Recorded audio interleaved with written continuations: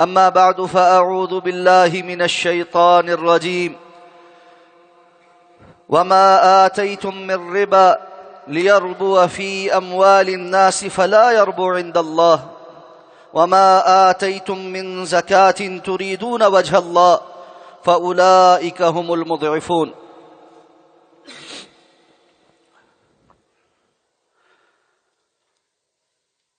اللہ رب العزت کے فضل و احسان سے اللہ نے ہمیں کلمہ طیبہ لا الہ الا اللہ محمد الرسول اللہ کا اقرار کرنے کی توفیق عطا فرمائی اور اسلام جیسی عظیم نعمت سے مالا مال فرمایا۔ اسلام کی بنیاد 5 ارکان پر ہے۔ رسول اللہ صلی اللہ علیہ وسلم نے ارشاد فرمایا کہ بنی الاسلام علی 5، اسلام کی بنیاد 5 چیزوں پر ہے۔ شہادت اللہ الہ الا اللہ وان محمدا عبدہ ورسولہ، پہلی چیز یہ 2 گواہیاں ہیں، اس بات کی گواہی دینا کہ اللہ کے سوا کوئی معبود برحق نہیں، اور یہ گواہی دینا کہ محمد صلی اللہ علیہ وسلم اللہ کے بندے اور رسول ہیں۔ اس کے بعد آپ نے فرمایا کہ اقام الصلاۃ، نماز کا قائم کرنا، پھر فرمایا وایتاء الزکاۃ، زکوٰۃ کا ادا کرنا، اور پھر فرمایا وصوم رمضان، رمضان کے روزے رکھنا، اور پھر فرمایا وحج البیت ان استطاع الیہ سبیلا، اللہ کے گھر کا حج کرنا اگر انسان کے پاس اس کی استطاعت ہو۔ شہادتین کے بعد یہ 4 عبادات اسلام کے بنیادی شعائر میں سے اور ارکان میں سے، اگر کوئی شخص ان کا انکار کر دے کہ یہ اسلام کا رکن ہے ہی نہیں، تو وہ بالاتفاق کافر خارج عن الملہ ہو جاتا ہے۔ اور یہی وجہ ہے کہ حضرت ابوبکر صدیق رضی اللہ تعالیٰ عنہ نے جب خلافت کا منصب سنبھالا تو وہ قبائل جو رسول اللہ صلی اللہ علیہ وسلم کے وفات سے کچھ عرصہ پہلے ہی مسلمان ہوئے تھے، آپ کی وفات پر ان میں سے کچھ نے زکوٰۃ کے حوالے سے انکار کر دیا کہ یہ معاملہ تو ہمارا اور رسول اللہ کا تھا، آپ کے فوت ہو جانے کے بعد یہ مالی معاہدہ ہمارا برقرار نہیں ہے تو ہم زکوٰۃ ادا نہیں کریں۔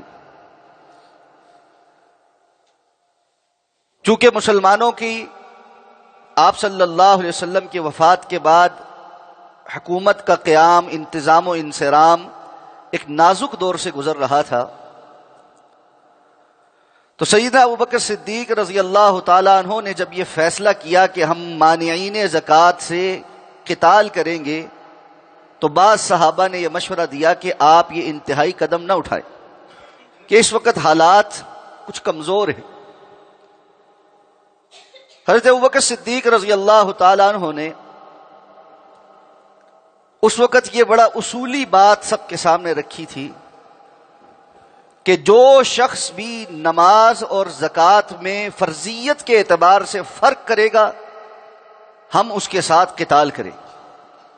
یہاں تک کہ اللہ کے رسول صلی اللہ علیہ وسلم کے دور میں اگر وہ ایک رسی جس کے ساتھ اونٹ کو باندھا جاتا ہے وہ بھی زکوٰۃ کے طور پر ادا کرتے تھے تو ان کو وہ ادا کرنی پڑے گی۔ اللہ کی توفیق سے ہم سب نماز کو قائم کرنے کی کوشش کرتے ہیں کہ یہ روزانہ کا عمل۔ دوسرا رکن، تیسرا رکن اور آخری رکن یہ سالانہ بنیادوں پر مسلمانوں کے اوپر فرض ہوتے ہیں، اور حج تو زندگی میں ایک مرتبہ، لیکن کیا وہ بھی سال میں ایک مرتبہ ہی جاتا ہے۔ رمضان المبارک کی آمد ہے۔ اللہ رب العزت سے دعا ہے کہ اللہ تعالی ہمیں رمضان کی بابرکت ساعات نصیب فرمائے، اس میں بہترین اپنے اوقات کو خیر کے کاموں میں استعمال کرنے کی اللہ توفیق عطا فرمائے۔ اور چونکہ اکثر لوگ رمضان المبارک میں اپنا اسلامی سال کا ایک شمار کرتے ہوئے زکوٰۃ نکالتے ہیں، تو اس اعتبار سے یہ مناسب معلوم ہوتا ہے کہ ہم ایک مرتبہ رمضان کی آمد سے قبل زکوٰۃ سے متعلق اور رمضان کے احکام و مسائل سے متعلق گفتگو کو تازہ کر لیں، تاکہ ان دونوں اسلامی ارکان کو احسن انداز میں بجا لایا جائے اور ان میں ہمارے سے کسی قسم کی کمی اور کوتاہی نہ ہو جائے۔ تو رمضان المبارک سے قبل ہمارے پاس آج کا خطبہ ملا کر 3 جمعہ کے خطبات بنتے ہیں۔ میری کوشش ہوگی کہ ان 3 خطبات میں ہم یہ دونوں موضوعات انشاءاللہ مکمل کر لیں، جس میں زکوٰۃ سے متعلق احکام و مسائل اور رمضان المبارک سے متعلق احکام و مسائل، یعنی روزے سے متعلقہ جو احکام و مسائل ہیں اور رمضان کے دیگر جو عبادات ہیں ان سے متعلق احکام و مسائل کو ہم جان لیں۔ اللہ سے اس توفیق کے ساتھ دعا کرتے ہیں کہ اللہ تعالیٰ مجھے صحیح بات کہنے کی توفیق عطا فرمائے اور ہم سب کو اس پر عمل پیرا ہونے کی سعادت نصیب فرما دے۔ زکوٰۃ کا جو لفظ ہے اس کے عام معنی ہوتے ہیں کسی چیز کو پاک کرنا، عمدہ کرنا، اور عربی زبان میں کسی چیز کے بڑھانے کے لیے بھی یہ لفظ استعمال ہوتا ہے۔ تو اللہ رب العزت نے مسلمانوں پر 2 طرح کی عبادات فرض کی ہیں، ایک وہ عبادات جو بدنی ہیں اور ایک وہ عبادات جو مالی ہیں، اور بعض عبادات ہیں جو بدنی اور مالی دونوں طرح کی کیفیات رکھتی۔ نماز خالصتاً بدنی عبادت اور زکوٰۃ خالصتاً مالی عبادت، اور حج بدن اور مال دونوں کے ساتھ محنت کرنے اور خرچ کرنے کے ساتھ حاصل ہوتا۔ تو زکوٰۃ مالی عبادات میں سے، اور اصطلاحی معنوں میں سال کے مکمل ہونے پر جو شخص صاحب نصاب ہو جائے اس کا اپنے مال میں سے مقرر شدہ حصہ اللہ رب العزت کے بتائے ہوئے رستوں پر خرچ کرنا، یہ زکوٰۃ کہلاتا ہے۔ اب اس میں ہم نے بہت ساری باتیں کی ہیں کہ ایک شخص کے پاس مال ہو، وہ صاحب نصاب ہو جائے۔ یہ صاحب نصاب کیا ہوتا ہے اس پر بھی تفصیلت بات کرتے ہیں۔ اس مال کے اس کے پاس رہنے میں پورا سال بھی گزرا ہو، پھر اس میں سے مقررہ حصہ نکال کر، یعنی اس کا ایک نصاب ہے کہ کتنا مال زکوٰۃ کی صورت میں نکالنا فرض ہے، اور پھر نکال کر اس کو خرچ کہاں کرنا ہے یہ بھی متعین کر دیا گیا۔ تو اس عبادت کے لیے ہمیں چند یہ باتیں سمجھنی ہیں۔ تو رسول اللہ صلی اللہ علیہ وسلم نے حضرت معاذ بن جبل رضی اللہ تعالیٰ عنہ کو جب یمن بھیجا تھا تو ان کو کہا کہ سب سے پہلے لوگوں کو کلمہ توحید کی دعوت دینا، رسالت کا بتانا، جب وہ یہ دونوں گواہیاں دے دیں تو پھر ان کو بتانا کہ اللہ نے ان پر روزانہ 5 نمازیں فرض کی ہیں، اور وہ بھی جب وہ ان کو سمجھ آ جائے تو پھر ان کو بتلانا کہ اللہ نے ان پر ان کے مالوں میں زکوٰۃ فرض کی ہے، وہ مال جو یؤخذ من اغنیائہم وترد علی فقرائہم، ان کے امیروں سے لی جائے گی اور ان کے غریبوں پر خرچ کی جائے گی۔ تو اس کا معنی یہ ہے کہ یہ وہ مالی عبادت ہے جو اس شخص کے اوپر فرض ہوتی ہے جو شریعت کی نظر میں ایک خاص مقدار کے مال کا مالک پورے سال کے لیے بنے تب وہ مالدار تصور ہوگا اور اسے اس میں سے زکوٰۃ نکال کر وہ لوگ جو اس سے نچلے طبقے میں ہیں، جن کو اللہ نے اتنی وسعت نہیں دی اور جن کے بارے میں تفصیل اللہ نے بیان کر دی ہے، ان مدات میں خرچ کرے گا۔ اب جو بندہ ایسا کرتا ہے اللہ رب العزت کے ہاں اس کا ایک بڑا مقام اور مرتبہ ہے، اور اگر کوئی شخص یہ جانتے بوجھتے بھی اس فرض کی ادائیگی نہ کرے اس کے لیے وبال بھی ہے۔ تو سب سے پہلے تو فضیلت جان لیتے کہ قرآن حدیث میں زکوٰۃ ادا کرنے والوں کے لیے کیا کیا فضائل بیان ہوئے۔ تو اللہ تعالیٰ نے ارشاد فرمایا کہ زکوٰۃ ادا کرنا یہ اللہ کی رحمت کے حصول کا ذریعہ ہے۔ اللہ تعالیٰ ارشاد فرماتے ہیں کہ وَرَحْمَتِي وَسِعَتْ كُلَّ شَيْءٍ فَسَأَكْتُبُهَا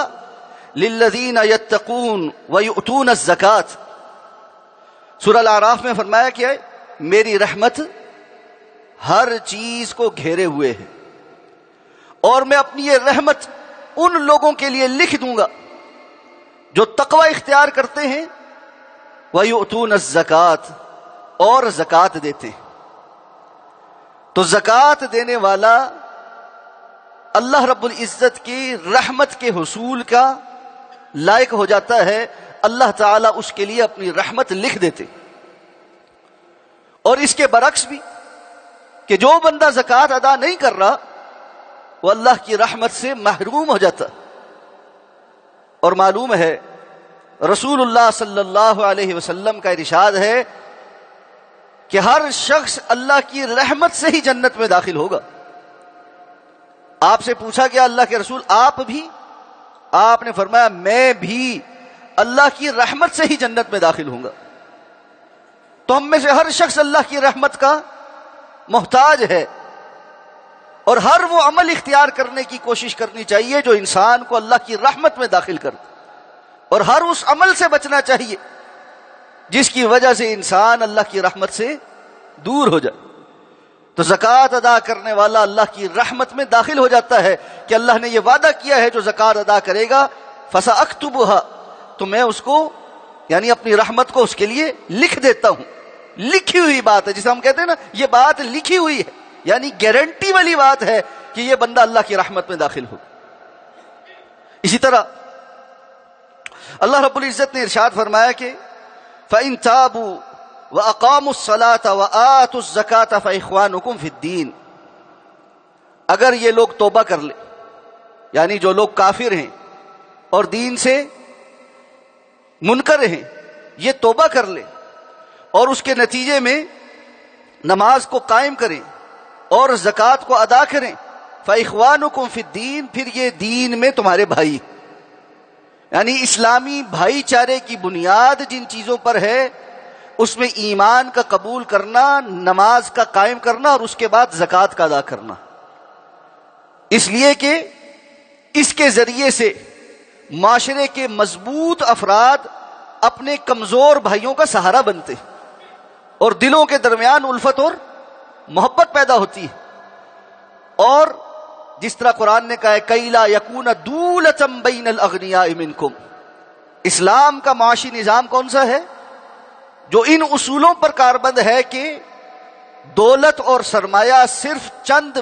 بڑے لوگوں کے ہاتھوں میں محدود نہ ہو جائے، کہ کچھ لوگ ہیں، کچھ خاندان ہیں جو دن بدن امیر تر ہوتے چلے جائیں اور معاشرے کے باقی طبقات دن بدن غریب تر ہوتے چلے۔ دنیا کے اندر اس وقت جو معاشی نظام رائج ہے وہ استحصال کا نظام، وہ لوگوں کا حق مارنے والا نظام، وہ ظلم اور زیادتی والا نظام، جس میں سرمایہ دار کے پاس تو بہت سارے مواقع ہیں کہ وہ اپنے سرمایہ کو اور زیادہ بڑھا لے، لیکن اس کے مقابلے میں معاشرے کا کمزور فرد ساری محنت کرنے کے باوجود بھی اپنے اور اپنے گھر والوں کی بنیادی ضروریات کو ہی مشکل سے پورا کر پائے یا وہ بھی نہ کر پائے۔ تو یہ نظام اسلام کا نظام نہیں، اسلام کا نظام عدل پر مبنی ہے، اور اسلام کا نظام دوسروں کا احساس کرنے پر مبنی، اور اس کا ایک عملی ثبوت زکوٰۃ کا نظام ہے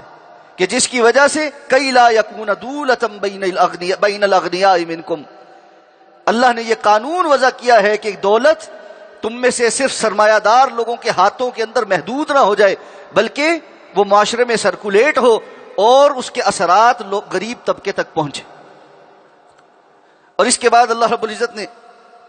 ارشاد فرمایا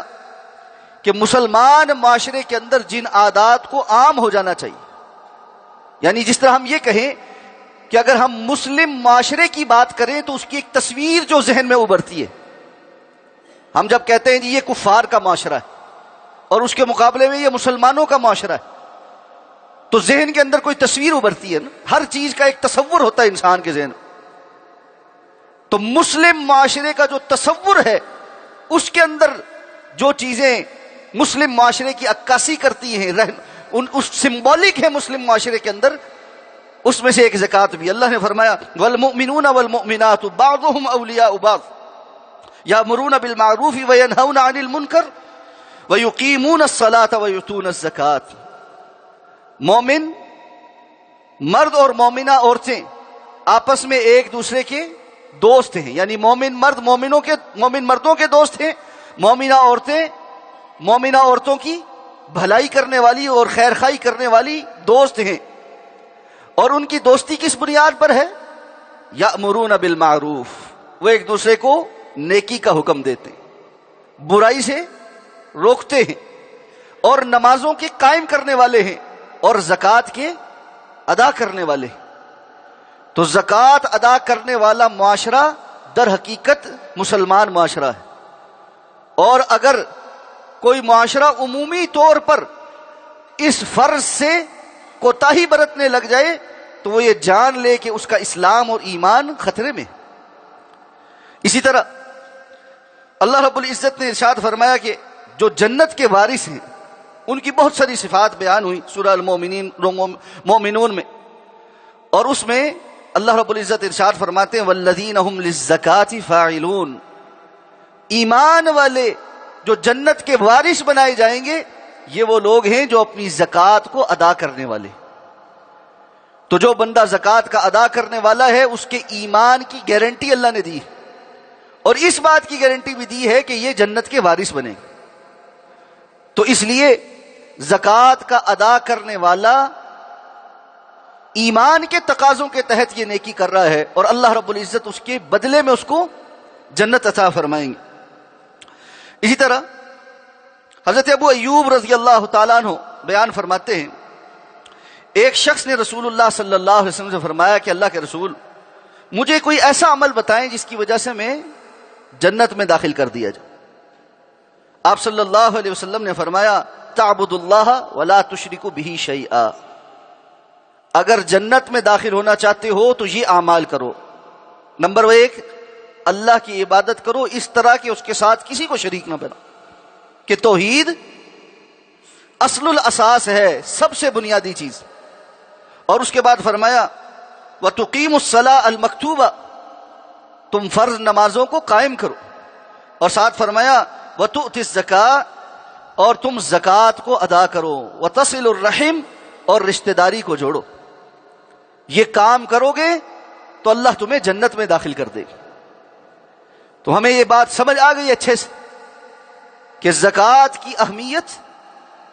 دنیا اور آخرت کی کامیابی کے لیے، اور اللہ رب العزت کے ہاں دین اسلام کی پختگی کے لیے اور ایمان کی موجودگی کے لیے ایک فرض کی حیثیت رکھتی۔ اور جو لوگ اس فرض کو ادا نہ کریں ان کے لیے قرآن مجید میں وعیدیں نازل ہوئی۔ اللہ تعالیٰ نے ارشاد فرمایا والذین یکنزون الذهب والفضة، وہ لوگ جو سونے اور چاندی کو خزانہ بنا کے اپنے پاس رکھتے ہیں،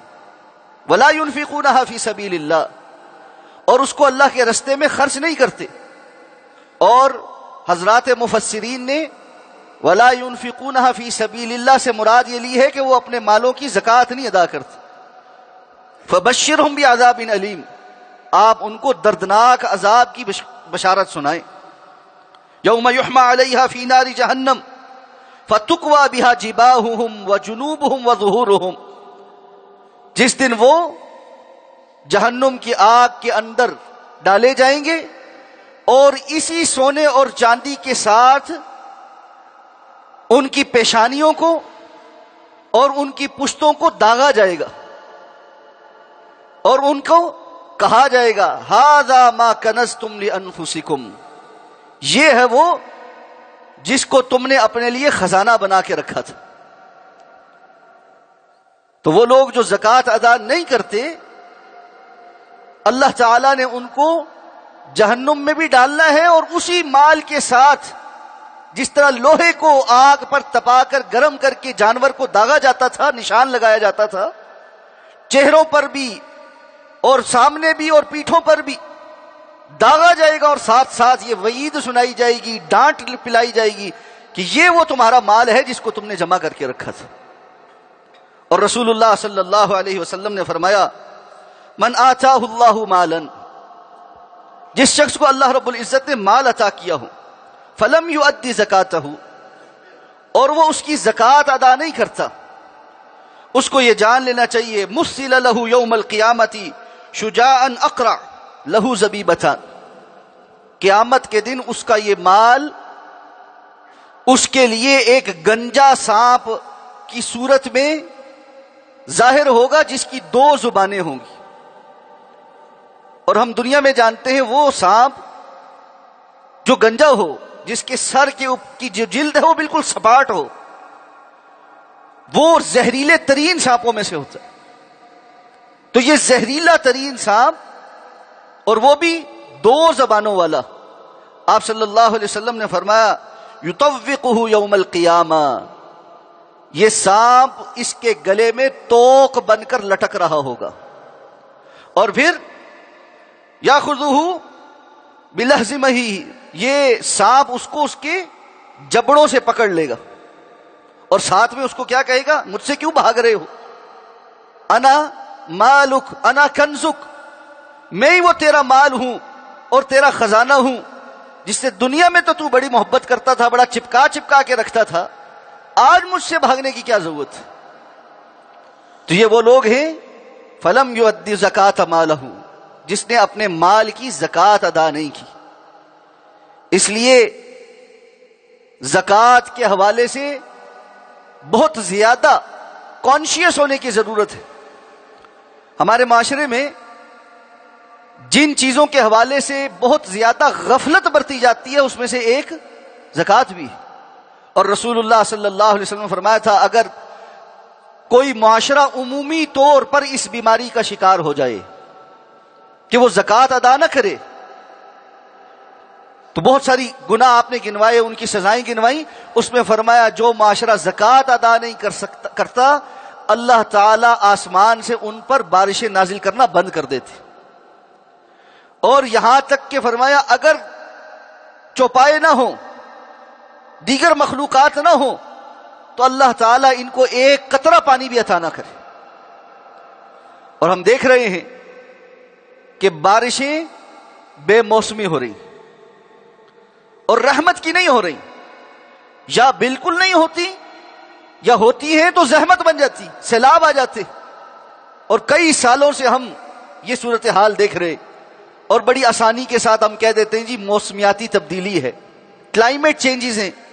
جس کی وجہ سے یہ صورتحال بگڑ گئی۔ اللہ فرماتے ظہر الفساد فی البر والبحر بما کسبت ایدی الناس، تم اس کو کلائمیٹ چینج کہتے ہو، بحر و بر میں، خشکی اور تری میں، یہ دنیا کے نظام کے اندر جو فساد ہے، بگاڑ جو پیدا ہو گیا بوجہ اس کے جو لوگوں نے اپنے ہاتھوں سے کمایا، جو گناہ وہ کر رہے ہیں۔ تو اللہ رب العزت کا ایک نظام ہے، یہ زمین اپنی خیر اور برکتیں اس وقت اگلتی ہے جب اس پر نیک لوگ رہتے ہوں، اور جب اس پر اللہ رب العزت کی نافرمانیاں شروع ہو جائیں تو یہ وبال بن جاتی۔ اور یہاں تک کہ رسول اللہ صلی اللہ علیہ وسلم نے فرمایا جب اس زمین کے اوپر بدترین لوگ ہوں، اور طویل و احادیث ہم متعدد بار جان چکے ہیں کہ اہل ایمان کی ساری روحوں کو اللہ قبض کر لیں گے، پیچھے صرف شرار الخلق رہ جائیں گے، لوگوں میں سے سب سے بدترین لوگ رہ جائیں۔ حتیٰ کہ رسول اللہ صلی اللہ علیہ وسلم نے فرمایا زمین میں کوئی اللہ اللہ کہنے والا بھی باقی نہیں بچے گا۔ تو یہ وہ وقت ہوگا جب اللہ تعالیٰ یہ فیصلہ فرما دیں گے کہ اب اس زمین کو باقی ہی نہیں رہنا چاہیے اور قیامت قائم ہو جائے۔ تو زمین میں جو استقرار ہے، امن ہے، خیر ہے، یہ اللہ کے احکامات پر عمل کرنے کی وجہ سے، اور جو فساد ہے وہ اللہ کی نافرمانی کی وجہ سے۔ اور یہ بات ذہن میں رکھ لیں، یہ انفرادی سطح پر بھی اللہ کا قانون ہے اور اجتماعی سطح پر بھی اللہ کا۔ جو شخص انفرادی سطح پر اللہ کے اس قانون کو اپنے اوپر نافذ کرتا ہے اطاعت اور فرما برداری کے، اللہ رب العزت اس کی زندگی میں خیر اور برکت پیدا فرماتا ہے۔ اور جو انفرادی سطح پر نافرمانی کا مرتکب ہوتا ہے اور مسلسل اس پر چلتا رہتا ہے، وہ خیر اور برکتوں سے محروم ہو جاتا ہے۔ بیٹا گفتگو نہ کر، جمعے کے خطبے کے درمیان گفتگو نہیں۔ اور جیسے جیسے یہ معاملہ اوپر جاتا ہے، لوگ اجتماعی حالات میں، اجتماعی صورتحال میں جب اس طرح کے معاملات میں پڑ جاتے ہیں تو پھر اجتماعی سزائیں آتی، اور پھر جب لوگ اس ڈگر پر آ جائیں گے کہ کوئی اللہ اللہ کہنے والا بھی نہ بچے، تو اللہ رب العزت اتنی بڑی سزا لے کر آئیں گے کہ زمین و آسمان کا جو نظام ہے یہ لپیٹ دیا جائے۔ اس لیے جو ہم عموماً ایک تکلیف دیکھ رہے ہیں اور بالخصوص جو معاشی تنگی دیکھ رہے ہیں، اس کی بڑی وجوہات میں سے ایک وجہ یہ ہے کہ ہم زکوٰۃ نہیں ادا کرتے اور اس کے مقابلے میں اپنے اموال کو سودی معاملات کے اندر انویسٹ کیے ہوئے۔ جو آیہ مبارکہ میں نے اس خطبہ کے آغاز میں آپ کے سامنے پڑھی تھی، اللہ رب العزت نے ارشاد فرمایا سورہ الروم میں، وَمَا آتَيْتُم مِّن رِّبًا لِيَرْبُوَ فِي أَمْوَالِ النَّاسِ فَلَا يَرْبُو عِندَ اللَّهِ، جو مال تم لوگوں کے مال میں سود کے طور پر لگاتے ہو تاکہ وہ بڑھ جائے، فَلَا يَرْبُو عِندَ اللَّهِ، جان لو اللہ کے ہاں جو قانون ہے اس میں وہ کبھی نہیں بڑھ سکتا، وہ کبھی نہیں بڑھ سکتا۔ حالانکہ بندہ انویسٹ کر رہا ہے، اس سے بظاہر اس کو کچھ مل بھی رہا ہے۔ رسول اللہ صلی اللہ علیہ وسلم نے فرمایا سود جتنا بھی بڑھ جائے اس کا نتیجہ مفلسی ہی ہے۔ اور اس کے مقابلے میں اللہ تعالیٰ کیا فرماتے ہیں، وَمَا آتَيْتُم مِّن زَكَاةٍ تُرِيدُونَ وَجْهَ اللَّهِ، جو تم زکوٰۃ ادا کرتے ہو اللہ کے چہرے کے پیچھے، اللہ کے لیے، فَأُولَٰئِكَ هُمُ الْمُضْعِفُونَ، تو یہ زکوٰۃ کے جو مال ہیں یہ ہیں جو اللہ رب العزت کے ہاں دگنے چگنے ہو جاتے، بڑھا دیے جاتے۔ یہ دنیا میں بھی قانون ہے اور آخرت کا بھی ہے۔ صرف یہ نہیں کہ جو بندہ اللہ کے راستے میں خرچ کرے گا اس کو اجر آخرت میں ہی ملے گا، اللہ کے رسول نے جو قسمیں اٹھا اٹھا کر بیان کیا ہے، جو اللہ کے راستے میں خرچ کیا جاتا ہے اس مال میں کمی واقع نہیں ہوتی۔ اب بظاہر بندہ خرچ کر رہا ہے لیکن اللہ گارنٹی دے رہے ہیں کہ یہ بڑھے گا، اور جو سیو کر رہا ہے سودی، اللہ فرماتے ہیں یہ کبھی نہیں بڑھے گا۔ ہم کہتے ہیں نہیں، ہم اس کے برعکس ہی چلیں گے، اور ہم زیادہ سمجھدار ہیں اور ہمیں زیادہ پتا ہے کہ ہم کیسے سیو کر سکتے۔ ساتھیوں کو بتاؤ کہ یہ پرائز بانڈز اور یہ مختلف قسم کے شیئرز اور اسی طرح جو سیونگ سرٹیفکیٹس کی اکثر جو اقسام ہیں یہ حرام ہے، یہ سود ہے، یہ جوا ہے۔ کہتے ہیں نہیں جی نہیں، آپ کو نہیں پتا، اس میں بہت سارے فتوے ہیں ان کے پاس۔ اور یہ بات کہہ کر ہم اپنے آپ کو جس طرح کہتے ہیں نا پتلی گلی سے نکال لیتے ہیں۔ یاد رکھیں یہ دھوکے اللہ کو نہیں دیے جا سکتے۔ زکوٰۃ کے مال کے حساب سے کہ جی کون بندہ صاحب نصاب ہوتا ہے، کس قسم کے مال پر کتنی زکوٰۃ ہوتی ہے اور اس کو کہاں خرچ کیا جائے گا، اس حوالے سے انشاءاللہ آئندہ خطبہ جمعۃ المبارک میں تفصیل کے ساتھ گفتگو کریں گے۔ اللہ سے اس دعا کے ساتھ اللہ ہم سب کو سمجھ کر عمل کرنے کی توفیق عطا فرمائے۔ اقول قولی ھذا واستغفر اللہ لی ولکم ولسائر المسلمین برحمتک یا ارحم الراحمین۔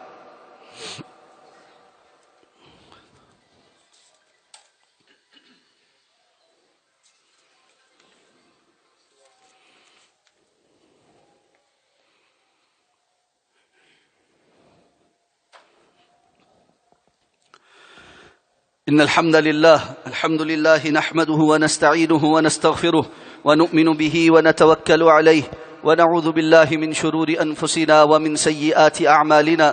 من يهده الله فلا مضل له ومن يضلله فلا هادي له وأشهد أن لا إله إلا الله وحده لا شريك له وأشهد أن محمدا عبده ورسوله۔ اللہ رب العزت کے فضل و احسان سے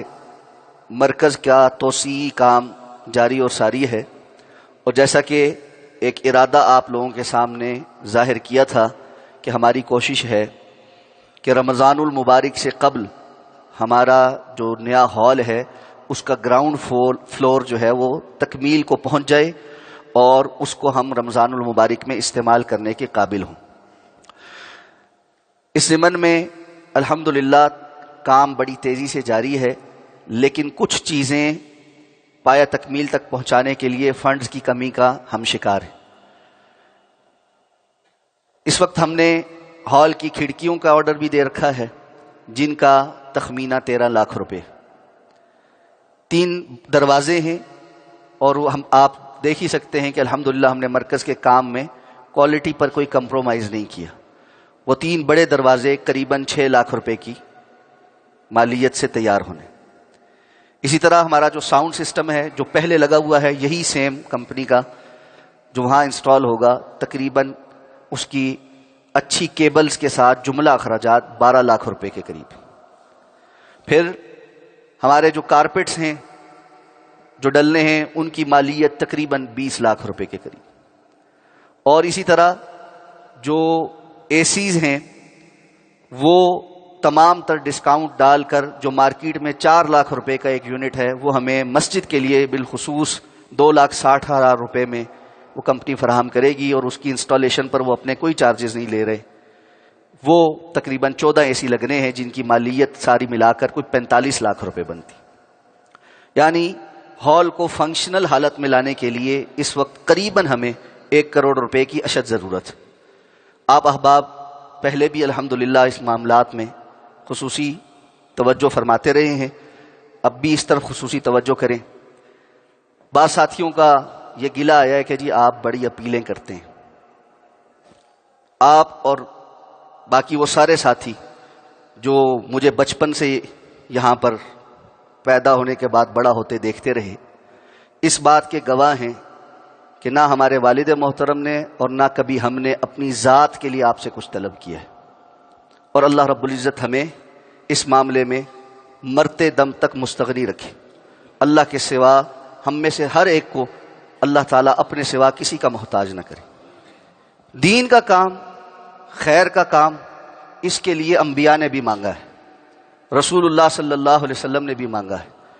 اور انبیاء نے کیا، خود قرآن میں اللہ نے مانگا ہے، من ذا الذی یقرض اللہ